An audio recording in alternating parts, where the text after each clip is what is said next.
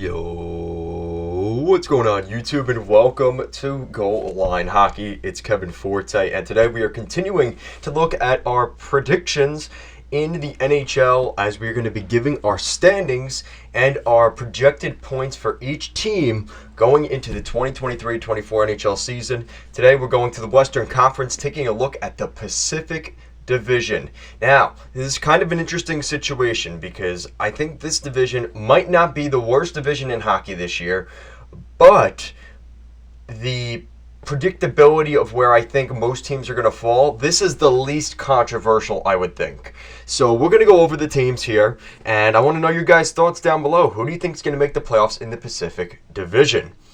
All right, so let's start from 8 going down to number 1. At number 8, I think this is going to be pretty much for everybody's list, is the San Jose Sharks. I have the Sharks finishing with 74 points this season.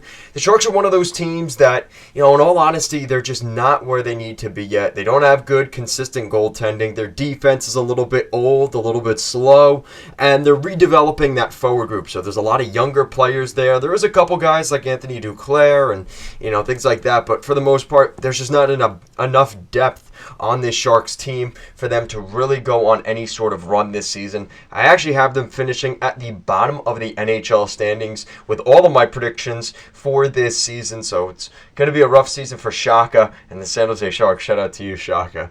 At number 7 is the Calgary Flames. So shout out to PJ, another big supporter here on the channel. So the Calgary Flames are going to finish 7th in this division, and that sounds really bad. But when you look at the fact that I have them having 85 points this season, there is a little bit of respect here. The Calgary Flames are a pretty good team, but I think there's going to be a lot of just mediocre teams with around 80 points in this Pacific Division. And unfortunately, the Calgary Flames are one of those teams. Not a huge fan of some of the moves they made this offseason. I'm really excited for the future. Some of those guys like Jakob Pelletier, Connor Zary, Matt Coronado. We're going to see some of those guys this season. But in terms of making the playoffs this year or doing anything special this season, not a huge fan of that. Jacob Markstrom was very suspect last season. Hopefully he bounces back. Maybe that's the difference between them making the playoffs and being where they are here at number 7 in the division. But until proven otherwise, I have Calgary finishing with 85 points and 7th in the Pacific Division. Number 6 is the Anaheim Ducks. The Anaheim Ducks are just barely ahead of the Calgary Flames with 87 points. I don't think Anaheim's going to be all that great either. There's, again, a lot of potential with this team, but when you look at the fact that there's just not enough defense. This team used to be so good defensively in the Bob Murray era when you had Hampus Lindholm, Cam Fowler, and some of those other guys there in Anaheim. Those guys have all since moved on, and this team is a shell of its former self. There's a lot to like. There's guys coming back like Maxime Comtois. Actually, I'm not sure Comtois will be back for the Ducks, but Trevor Zegras, Mason McTavish, Isaac Lundestrom, who I really liked last season for the Ducks. I think he's very underrated. I think he's going to gain some more attention this year. The defense is still the issue with the Ducks, and that is why I have them finishing out of the playoffs in that mid-80-point range once again this season. Now, if you guys look at the standings here, you see the huge 9-point gap between Anaheim and Seattle, and that is where I think things are going to fall in this division. And that's kind of the problem with this division is when you look at just the Western Conference as a whole, unfortunately, you're going to have a team that could potentially have less than 100 points making the playoffs. And that's not really ideal. Now, it's not that far off from the Metropolitan or the Eastern Conference or the Atlantic, but the reality is this is just a bit of a weaker conference this year, and that's okay. But I think Seattle's going to be right in the run of things. The one thing I really like about the Seattle Kraken last season and this season, I think they gained that attention last year and finally got some respect last season from this defense. That defense is big, and you want to talk about maybe a comparable to the Vegas Golden Knights blue line. It's what Ron Francis has built there in Seattle. This is a big, mean defense. And when you talk about some of the guys on this team, similar size, similar style to the guys in Vegas, that's not by accident. Ron Francis definitely built it the right way, and I expect that to continue this season for Seattle. You know, they locked up Vince Dunn this summer. They've got Jamie Alexiak. They've got some of the younger guys. They have some of the guys like Brian Dumoulin, who, even if he doesn't play, it doesn't even seem like it would matter that much other than the salary. You know, this is a Seattle team that's just got a bunch of dudes that can play, and especially on that blue line. Huge fan of that blue line. We're starting to see that forward group kind of round into form, and we might even see that a little bit more this season. We saw some guys like Jared McCann really pop off last season. They've still got Brandon Tanev, Matty Beniers, some of those guys. But keep an eye out on Ty Kartai, who was AHL Player of the Year last year for the Coachella Valley Firebirds. Oh yeah, and that guy Shane Wright. He's also going to probably be getting his shot in the NHL once again. So there's some really good forward depth that's coming up, plus what they already have on the blue line. If they could figure out that goaltending, the Seattle Kraken are going to be legit once again this season. Unfortunately, I have them missing the playoffs here with 96 points, but that's no slouch.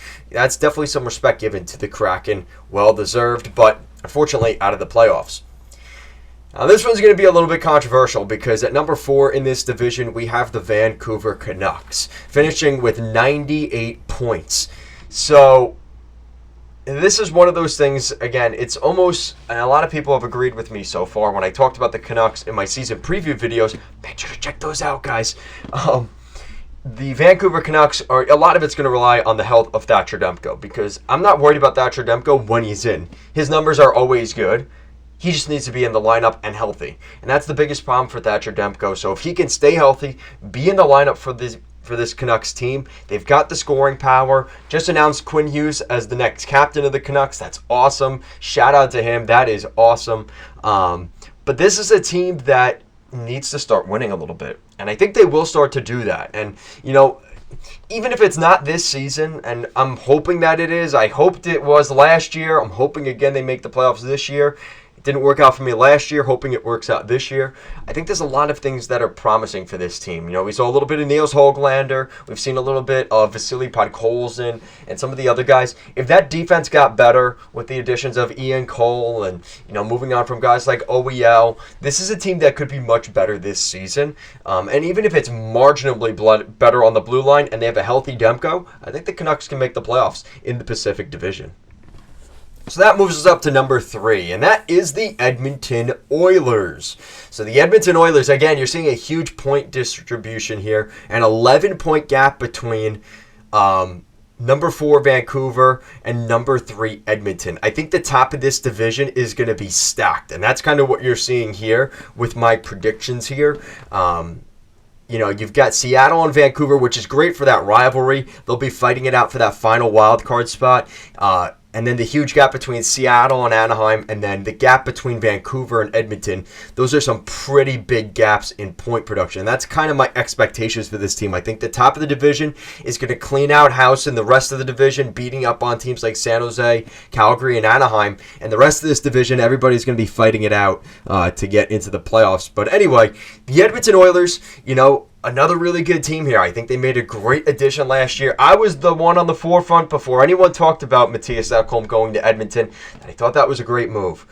They're starting to round the corner. Connor McDavid was on a mission last year. I expect that to continue this season. You know, Leon Draisaitl is going into a contract year, so I expect him to be really good this season. Worried about the future of that guy with the Oilers, but in terms of this season, nothing to worry about. He's going to be ready to go. I don't think he's going to be too distracted even by the Canadian and Edmonton media. This is a good hockey team, and I think that, you know, you're going to see the development of Philip Broberg a little bit this year. He struggled a little bit last season, but I think he's going to round the corner a little bit more. Again, you've got Matthias Ekholm there, which I think is great. It comes down to that goaltending. That's the story for a lot of these teams. And if Stuart Skinner can stand on his head and become that starting goaltender capability that we hope for, they're going to have an opportunity to even win this division. But I'm not ready to say that yet. I think that is the thing that's holding them back from maybe the other two teams in the Pacific Division. And that's why I still have them finishing with 109 points because of Draisaitl and McDavid alone. They have 100 points, but if they want to win the division, they're going to need a little bit even more than that. I have the Oilers making the playoffs and really giving a run for their money for some of those top teams. in this division. So now we move up to number 2 in this Pacific Division, and that is the Los Angeles Kings, finishing with 111 points and having home ice against the Oilers. So the LA Kings are a really good club. I think they're the most rounded out group other than the defending Stanley Cup champions, which we'll talk about in a minute. I think what you're looking at with the Los Angeles Kings, really talented team. They've got the forward depth. They've got the high-end scoring talent. They've got the defensive depth and the high-end guys on defense. And they've got the goaltending. At least we think they have the goaltending.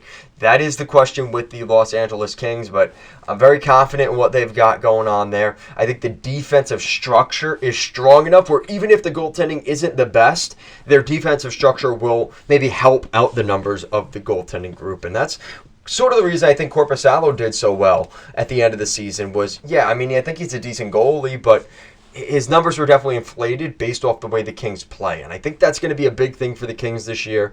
They're a defensive team, but they've also got the skill up front and the speed. And I think this Kings team can do something special this year. I don't have them winning the division, but I'm definitely giving them the respect they deserve. This is a really good hockey team. They're going to be causing a lot of problems in the NHL this coming season. And that leads us to our final team who, in my prediction, will actually be winning the President's Trophy. And despite losing Riley Smith this past season and Laurent Brossoit, this Vegas Golden Knights team is not going to be all that different from what they were last season. And if anything, they're going to be better. A full season of Ivan Barbashev, a healthy Mark Stone, at least we hope.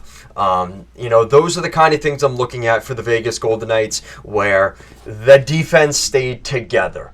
And I kind of talked about this with Seattle earlier. Teams that have that kind of defense, plus the goaltending, if they can figure that out between Logan Thompson and I don't remember who the backup is. It's somebody with an M, Morozov or something like that. But the Vegas Golden Knights, if they get the goaltending figured out, they will win the President's Trophy. I think they are that talented. They're that deep of a team. And everybody forgets about some of the guys in the lower part of the lineup. Like, we're talking about William Karlsson potentially starting this season as the third line center behind Eichel and Stevenson. And don't forget, you've also got Ivan Barbashev. You've also got guys like Brett Howden. This is a team that's just very deep.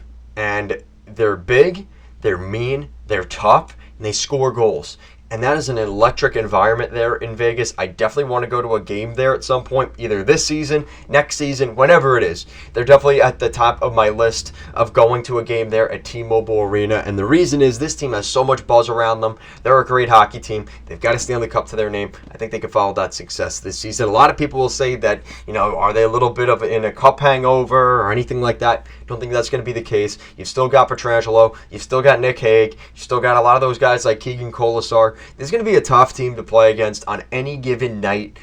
As long as the goaltending's there, Vegas is going to be right where they were last season, if not even better. So a quick rundown of my teams real quick. From 8 to 1, we've got San Jose, Calgary, Anaheim, Seattle, Vancouver, Edmonton, LA, and the Vegas Golden Knights. Those are my 8 teams in that order. Let me know what you guys think down below.